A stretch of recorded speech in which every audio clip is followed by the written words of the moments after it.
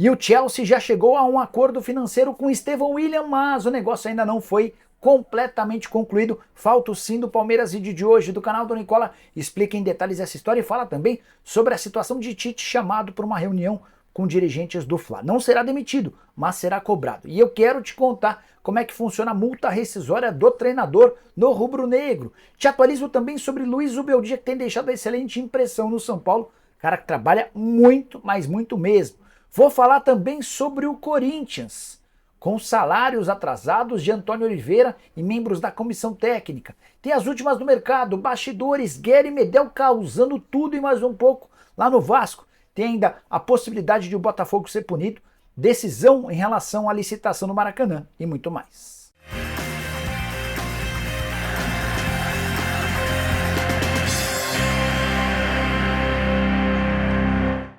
Fala aí pessoal, sou Jorge Nicola, bem-vindos a mais um vídeo do canal, sempre bom ter vocês por aqui sem perder tempo. Só pedir para deixarem like, se inscreverem no canal, ativarem as notificações e comentarem sobre tudo o que quiserem, combinado?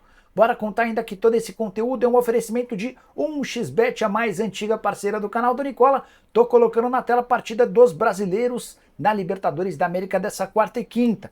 Para mim o Botafogo vence a LDU e o São Paulo bate o Cobressal nessa quarta. Na quinta tem vitória do Palmeiras contra o Liverpool e empate do Fluminense contra o Colo-Colo. Para fazer sua fazinha na 1xBet é super simples, tem link no comentário fixo. Clica, faz seu cadastro, só não esquece de utilizar o código Nicola para ter direito a 100% de bônus no valor do seu depósito. Combinado? Bora começar o vídeo com aquele tradicional giro de notícias e a primeira informação é sobre Abel Ferreira, o técnico do Palmeiras, foi eleito o 13º melhor treinador do mundo em um ranking com os 50 principais técnicos feito pela revista 442. Só ele e o Tite, entre os treinadores que atuam no futebol brasileiro, apareceram nessa lista. O Tite surgiu no 40º lugar. Já Guardiola, Klopp, Xabi Alonso, Ancelotti e Unai Emery ficaram com as 5 primeiras colocações. Só para completar, legal destacar que Abel Ferreira ficou na frente de treinadores de nome, como por exemplo o Xavi, do Barcelona, Thomas Tuchel, do Bayern de Munique e o Deschamps, que é técnico da seleção francesa. Para completar o giro de notícias, ainda não é oficial, mas Paulo Autuori está sendo contratado para atuar como diretor técnico do Curitiba, cargo que ainda não existe e será criado para ele, vai formar dobradinha com o William Thomas. Bora falar agora sobre Luiz Zubeldia, que tem deixado excelente impressão à frente do São Paulo. O técnico argentino tem se destacado internamente pelo trabalho incansável. Ele chega quase que diariamente antes das 7 da manhã no CT. E nos intervalos e pós-treinos, ele se dedica a avaliar vídeos de atletas do São Paulo, de outros times, para tentar conhecer e diminuir essa distância em relação ao futebol praticado por aqui.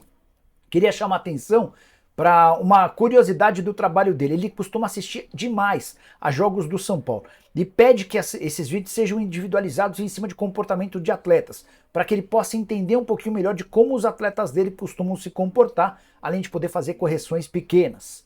Não são poucas as vezes em que o Zubeldia dorme no CT, porque o trabalho só se encerra por volta da meia-noite, 1 da manhã.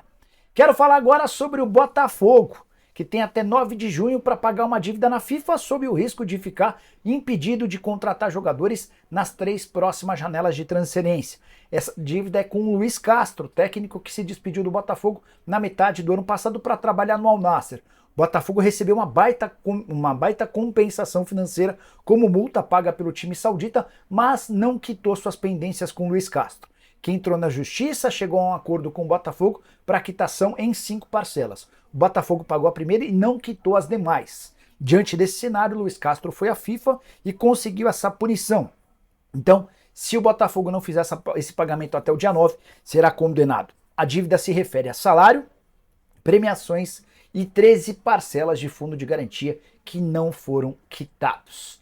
Bora falar agora sobre o consórcio Maracanã, que seguirá sob o comando da dupla Fla-Flu. Depois de uma licitação gigante, nessa quarta-feira houve a abertura dos papéis, das propostas financeiras. E a melhor proposta financeira foi da dupla Fla-Flu, batendo Vasco e W Torre. Vale a lembrança de que o Fla e o Flu já haviam chegado ou obtido uma pontuação maior do que os concorrentes nas questões técnicas. Na parte financeira, diferença muito pequena. Proposta do Flamengo de 20 milhões e 60 mil reais por ano, proposta do Vasco com a W Torre de 20 milhões de reais fixos. Diante desse cenário, a dupla Fla-Flu será anunciada em breve, assim que o nome da dupla pintar no Diário Oficial da União, como responsável pelos próximos 20 anos dos cuidados do consórcio do estádio.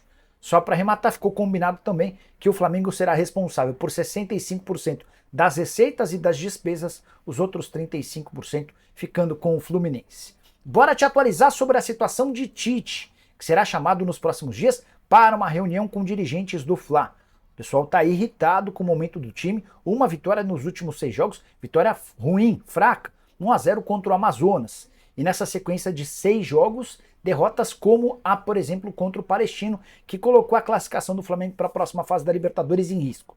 O Tite não corre, nesse momento, risco de ser demitido, mas haverá uma cobrança. Algo como, Tite, se você não melhorar o trabalho, mais para frente você pode cair. E eu queria trazer uma informação importante sobre o valor da multa rescisória do Tite. Se o Flamengo optar por dispensá-lo, terá de pagar até o fim do seu contrato de salários. O vínculo do Tite se encerra em dezembro. Se ele caísse nesse momento, o custo giraria na casa de 1 milhão, o custo giraria na casa de 15 milhões de reais. Isso porque ele e sua comissão técnica embolsam 1 milhão e 800 mil reais por mês. Você multiplica pelos meses que faltam, inclui uma parcela do 13º, proporcional do 13º, e vai chegar a mais ou menos 15 milhões de reais. Só para completar sobre o Flamengo, Marcos Paulo, ex-atacante do São Paulo, 23 anos de idade, pertence ao Atlético de Madrid, foi oferecido para o Flamengo, que ficou de estudar e responder. Não vejo a menor condição de o Marcos Paulo jogar no Fla, nunca conseguiu se destacar no São Paulo, imagina no Flamengo. E com detalhe, ele ainda está se recuperando de uma ruptura do ligamento do joelho. Quero falar agora sobre Gary Medel, que está causando tudo e mais um pouco no Vasco. Eita cara para arranjar confusão. Vou listar aqui alguns dos problemas que eu tive conhecimento que ele causou. O primeiro deles, chegou a sair no soco com um garoto chamado Cauã Peixoto, que é do time da base. Essa confusão aconteceu em Uberlândia, os caras estavam na concentração, o Cauã entrou no hotel, entrou no elevador onde o Gary Medel já estava com o telefone e não cumprimentou o Gary Medel, que deu um tapa forte na cabeça do Cauã. O Cauã não gostou, foi para cima do Medel e eles trocaram socos no elevador. Não parou por aí. Ele chegou a meter o dedo na cara do Alexandre Matos, que era então diretor executivo de futebol do Vasco. Ainda assim, ninguém teve coragem de multar o Medel pela falta de respeito e quebra de hierarquia. Teve uma terceira confusão, ele discutiu com o João Vitor no treino. O João Vitor não gostou da entrada que o Medel deu num atleta da base e foi cobrar o Medel. O Medel foi para cima do João Vitor e depois reclamou pro Emiliano Dias, auxiliar técnico do Ramon Dias. Ramon Dias e Emiliano protegiam o Gary Medel. E a partir dessa confusão sobrou para o João Vitor, que deixou de ser utilizado como titular em algumas partidas depois dessa briga com o Medel.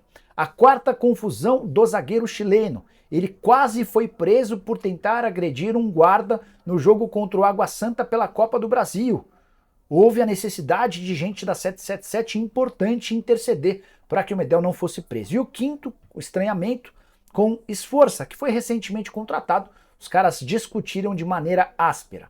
Tudo isso ganhando 800 mil reais por mês. E nunca, ele nem sequer tomou uma multa, apesar de todos esses atos de indisciplina. O clima ficou bem ruim para ele, especialmente depois da saída do Ramon Dias e do Emiliano Dias. Os atletas se juntaram para pedir a saída do Gary Medel. Quero saber como é que esse abacaxi será descascado pelo novo diretor executivo de futebol do clube, o Pedro Martins. Bora falar agora sobre o Palmeiras. Queria te contar que Estevão William, o Messinho, já aceitou a proposta do Chelsea. Salário, tempo de contrato, luvas, tudo acertado entre o jogador e o clube inglês, mas não dá para dizer que o acordo está fechado. Isso porque o Chelsea ainda não tem um acerto com o Palmeiras, que é dono de 70% dos direitos econômicos. A informação que eu tenho é de que o Chelsea já sinalizou com algo na casa de 40 milhões de euros fixos, mais 25 milhões de euros em bônus. O Palmeiras entende que a proposta precisa chegar perto dos 60 milhões de euros fixos para que a negociação possa sair. O Verdão ainda tem a seu favor no fato de o atleta ter só 17 anos de idade, ele só pode se mudar para a Europa na metade do ano que vem, isso porque ele completa 18 anos em abril do ano que vem a janela estará fechada.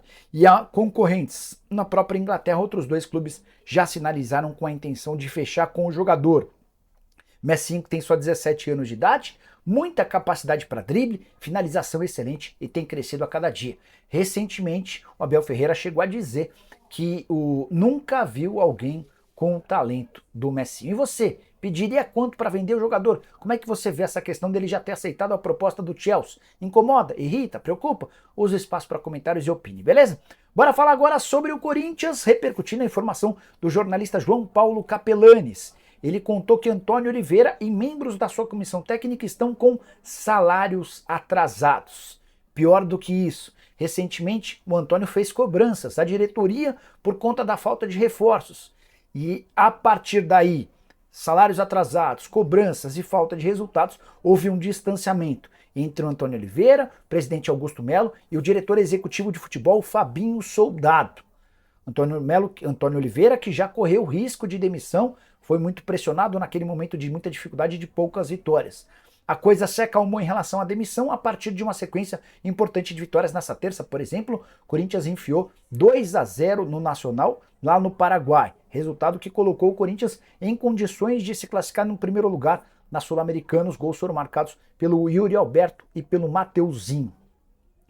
Não estranharia se diante de uma sequência pequena de resultados ruins, o Antônio Oliveira fosse demitido. A partir desse estremecimento com o presidente, com o diretor executivo de futebol, ele perde força. Só para arrematar, contar que o Mateuzinho, autor do segundo gol na vitória contra o Nacional, passou por exames que apontaram um entorse no tornozelo direito, ou melhor, no joelho direito. Não há uma previsão de retorno. Ele já iniciou o tratamento, não há necessidade de cirurgia. Curtiu o vídeo? Deixa like, se inscreve no canal. Nos encontramos mais à noite. Tem live, tchau!